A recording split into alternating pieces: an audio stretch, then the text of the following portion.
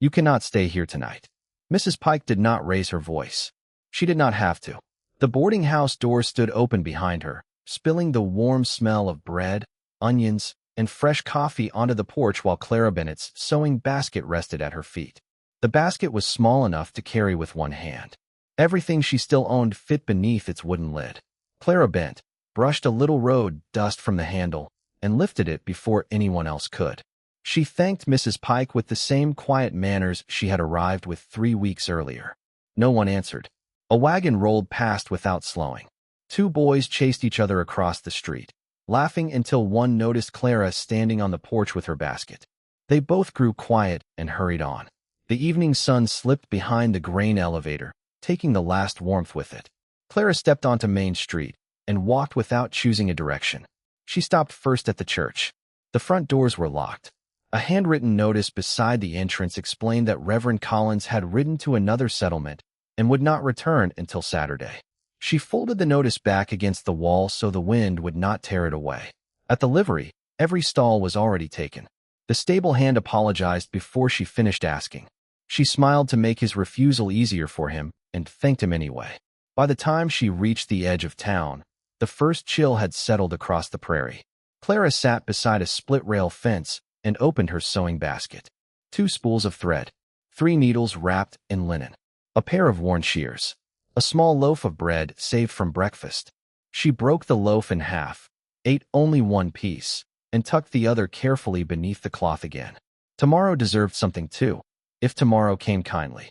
Across the open pasture, nearly half a mile away, a single lamp glowed beneath the porch roof of a lonely ranch house. Nothing else moved except the cottonwoods bending in the evening wind. Clara watched the light for a long moment, not as someone expecting welcome, but as someone measuring how far she could still walk before darkness won. She knew the ranch belonged to Ethan Brooks. Folks in town called him dependable before they called him friendly. They said he spoke only when work required it, and kept mostly to himself. Clara had seen him once repairing a broken wagon wheel outside the mercantile. The owner complained through the entire afternoon. Ethan answered only after the wheel was finished. She remembered that because it had seemed like the kindest way to disagree with a man. She rose, brushed the dust from her skirt, and started across the pasture. The grass whispered around her boots. By the time she reached the cabin, the porch lamp had burned lower, casting a soft circle across the steps. Clara placed her sewing basket beside the post instead of knocking. If no one came, she would spend the night on the porch and leave before sunrise without troubling anyone. Hoofbeats drifted in from the barn. Ethan appeared leading a tired bay horse, his sleeves rolled, his gloves tucked into one pocket. His eyes settled first on the sewing basket, then on Clara, then on the empty road behind her. He asked no questions. He unsaddled the horse, carried the tack inside the barn, and returned with an oil can in one hand. He trimmed the porch lamp until the flame burned bright again. Then he laid a folded wool blanket beside the light, opened the cabin door without a word, and left it standing open.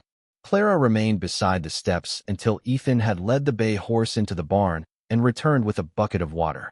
The open doorway showed a plain room, a black iron stove, and a table with one chair drawn close to it.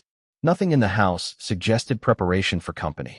Ethan set the bucket near the washstand, added 2 pieces of wood to the stove, then placed a tin plate on the table.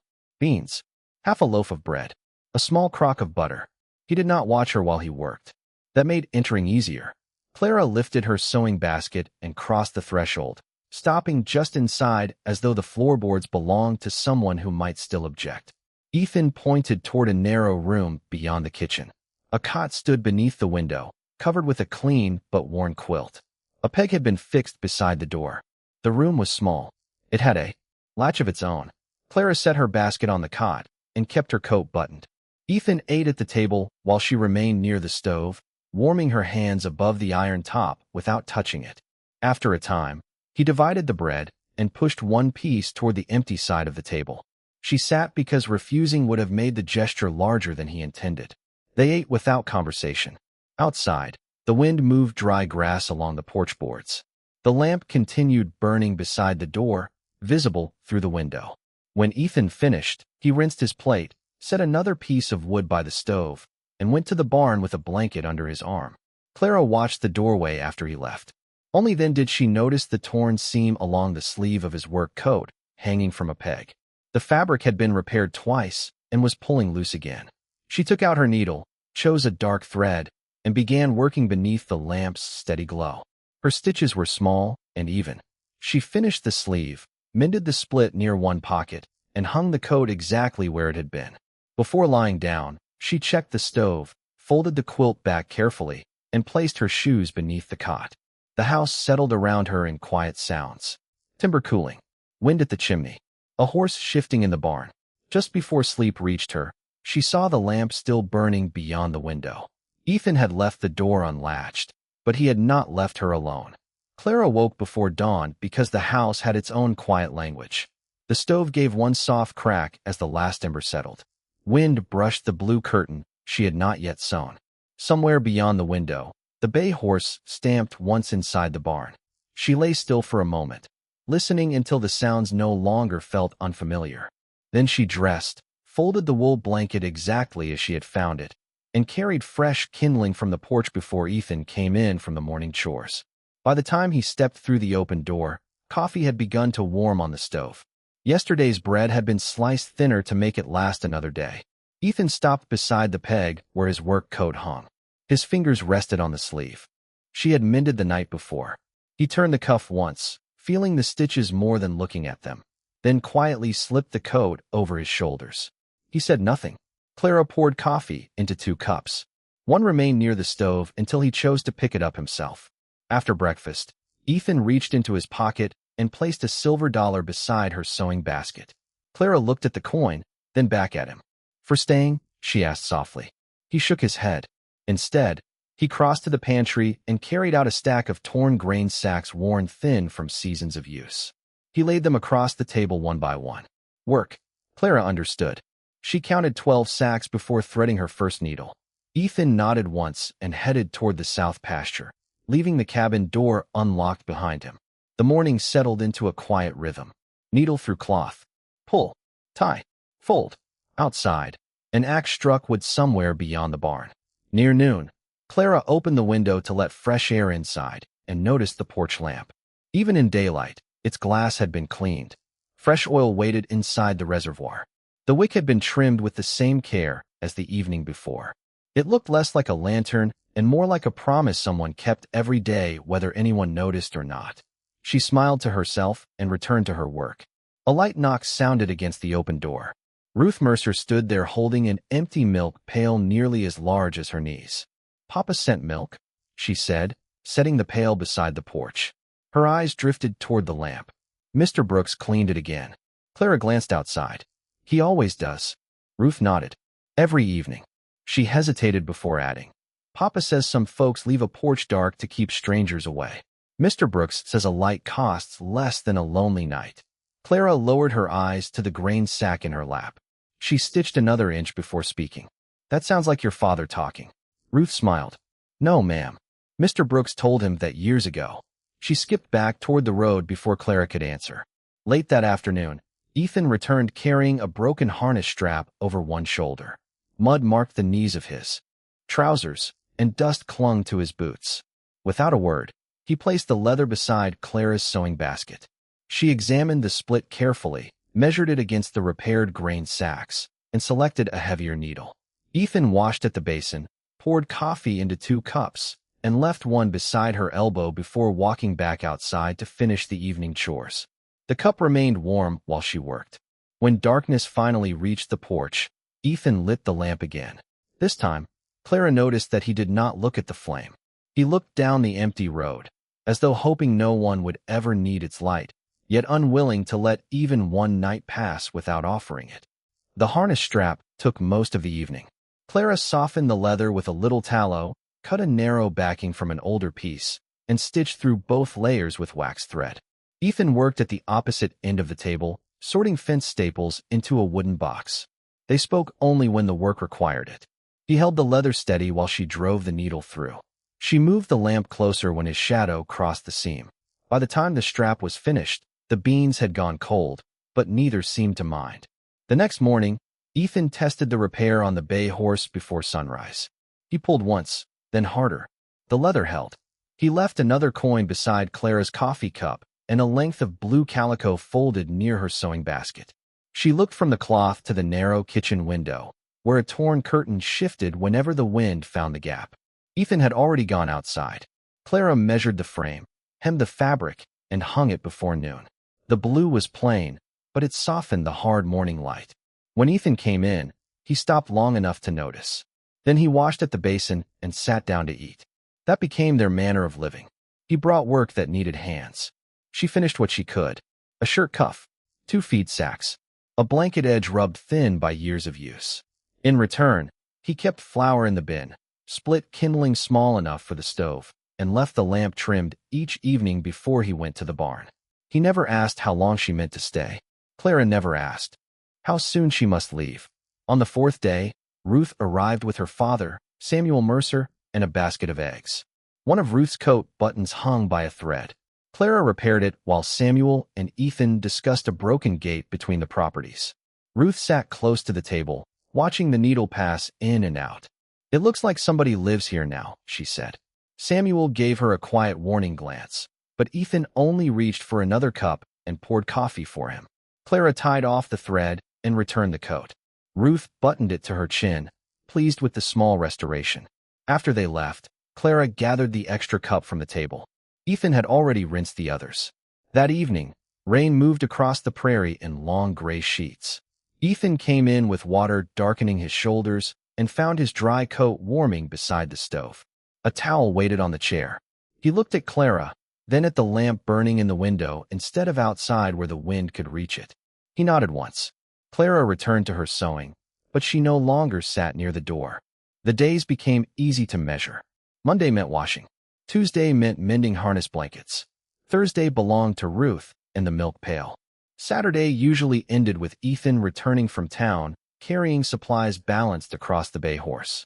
Clara never counted the weeks aloud, but the cabin had begun to keep time with her hands. One morning, she noticed the pantry shelves no longer sagged beneath uneven stacks of flour sacks.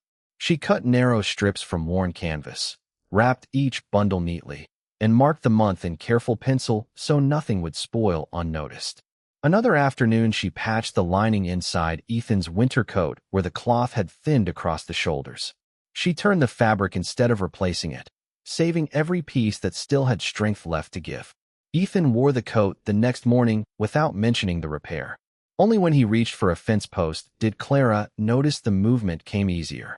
That evening, he quietly placed a fresh spool of dark thread beside her sewing basket. Nothing more. The next week, he brought home a small tin box with a better latch because the old one on. Her basket had begun to loosen. Clara ran her fingers across the smooth metal before fastening it into place.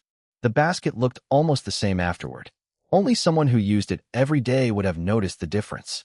Samuel Mercer stopped by one afternoon carrying a ledger under his arm. "The grain buyer paid me twice by mistake," he said. "I cannot make sense of these figures." Ethan pushed the book gently toward Clara before opening it himself. She checked each column, found the missing entry, and smiled when the numbers finally settled where they belonged. Samuel laughed with relief.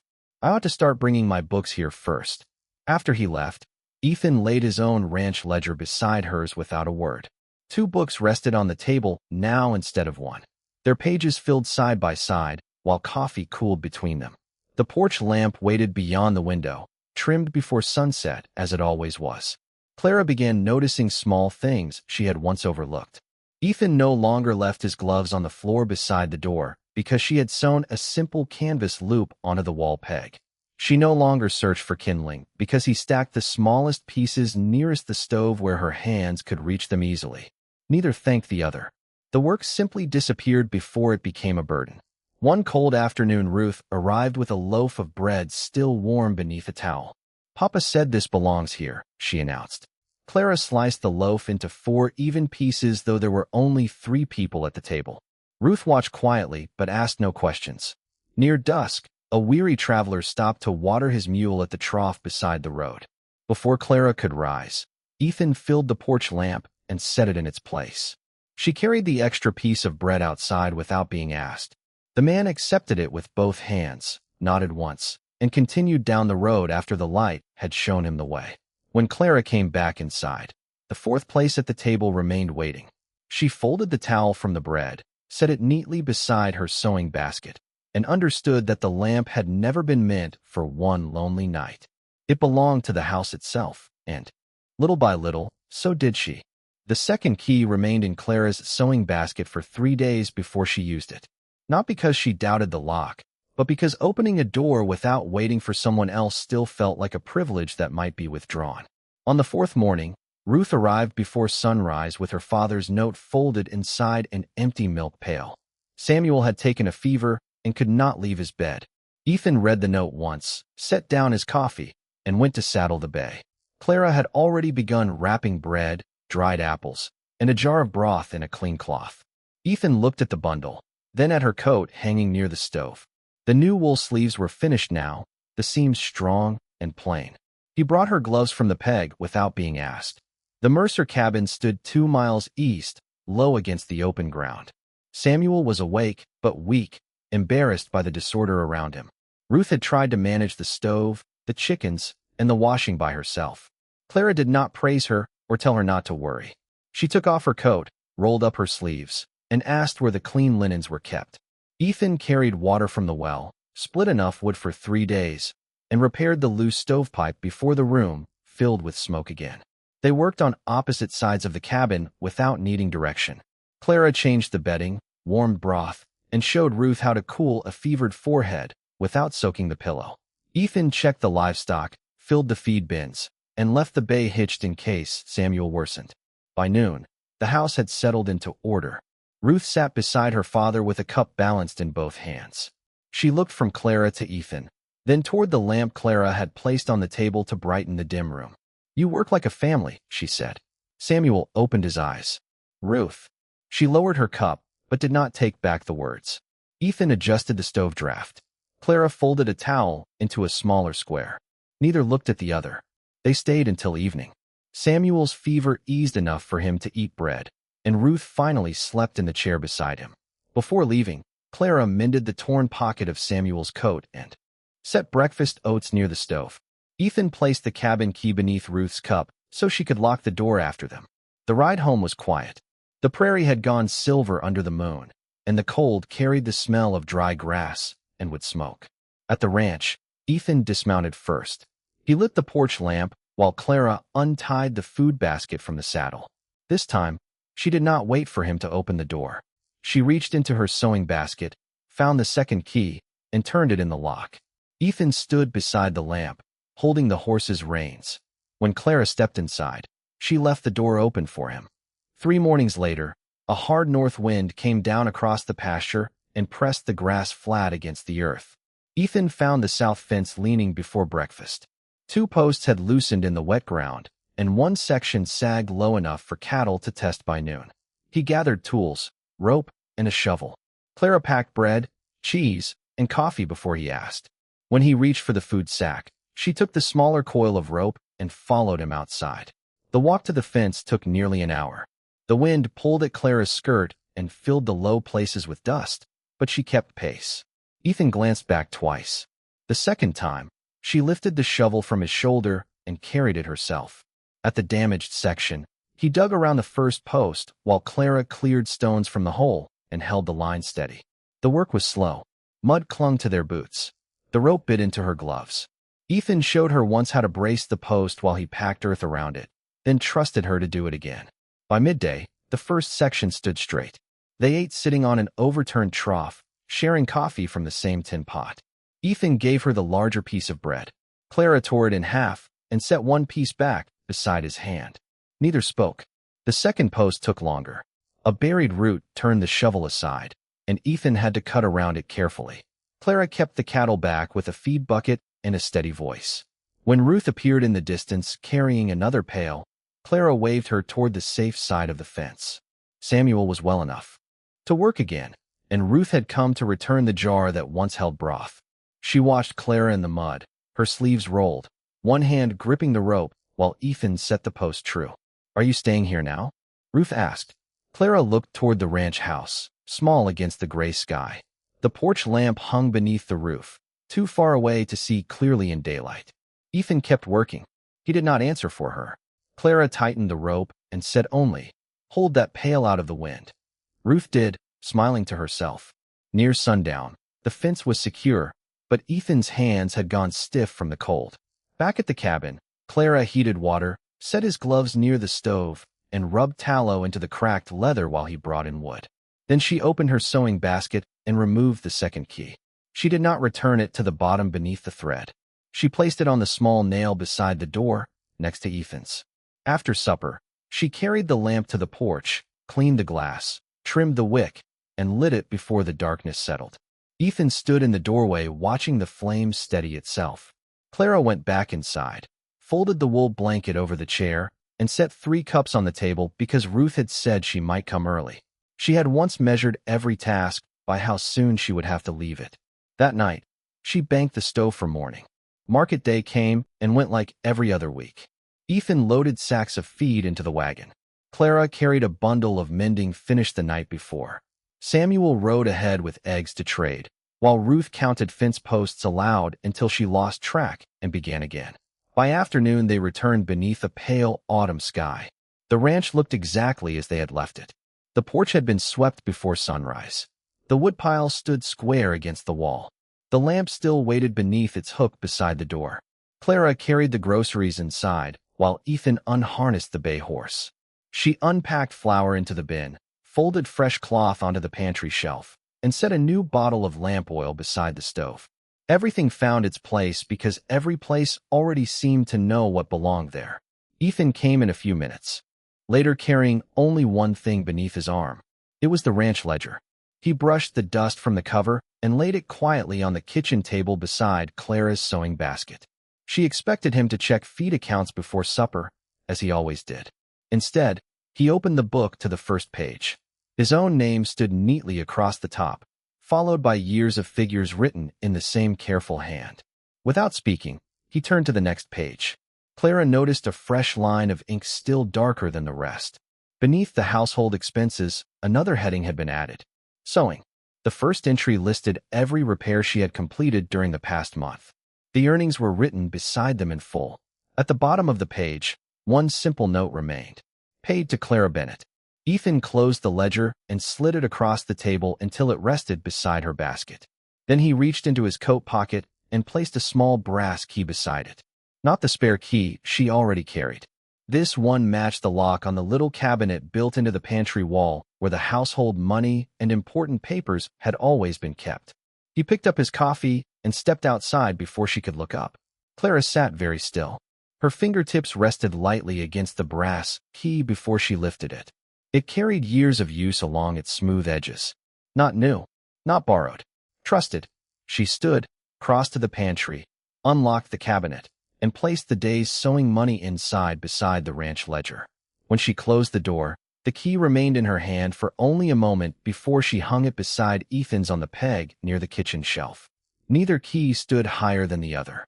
As evening settled across the prairie, Ethan returned from the barn with an armful of firewood. He stacked it beside the stove, glanced once toward the peg, and quietly continued with the last chores of the day. Clara filled the lamp, trimmed the wick, and struck a match. She set the light in its place beside the open door without looking back. Ethan never reached for the lamp again. He no longer needed to. The house already knew whose hands would light it every evening. By early spring, the blue curtain no longer looked new, and the nail beside the door held 2 keys without anyone thinking to explain them. Clara's sewing work had grown steady enough that Samuel built her a narrow work table from leftover pine. Ruth helped sand the edges and carved one crooked flower beneath the drawer where only Clara would see it. Ethan set the table near the window, where the morning light was strongest, then moved his ledger to the far end so there would be room for both kinds of work. The house found a new rhythm. Clara measured cloth while Ethan checked accounts. Ruth read aloud from her schoolbook on Thursdays, stopping whenever a word defeated her. Supper came at 6. Coffee followed. The lamp was lit before full dark. One evening, rain gathered over the prairie and turned the road to mud. Clara saw a wagon stop near the fence, one wheel sunk deep. A woman sat beneath the canvas with 2 tired children and the guarded stillness of someone prepared to be refused. Ethan reached for his coat. Clara was already filling the lamp. She carried it to the porch and set it in the bracket near the open door. Then she took the wool blanket from the chair, folded it over her arm, and walked with Ethan into the rain.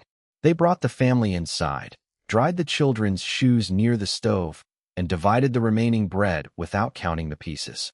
Ruth gave up her place at the table and sat on a wooden crate beside Clara's sewing basket. No one called the arrangement temporary. Later, when the children had fallen asleep beneath the quilt in the spare room, Clara stood at the sink rinsing 4 cups instead of 3. Ethan dried them and placed each one on the shelf. His hand paused over the last cup. Then he moved it beside theirs rather than returning it to the back. Outside, the lamp burned steadily through the rain, marking the road for anyone still searching. Clara looked toward the open door and saw the light spread across the porch boards, over the 2 keys, and into the room behind her. Ethan added 1 piece of wood to the stove. Ruth leaned against Clara's chair, half asleep. Clara covered the girl with the blanket from her first night and sat beside the table where her work waited for morning. The house settled around them. This time, no one was waiting to be told they could stay.